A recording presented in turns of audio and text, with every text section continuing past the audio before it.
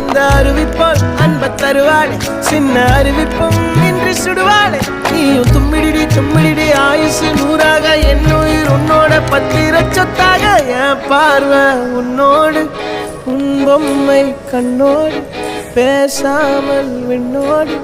நாம் மிதந்து போவோம் காதாரா அடியாளோ நான் தாங்க மாறோடு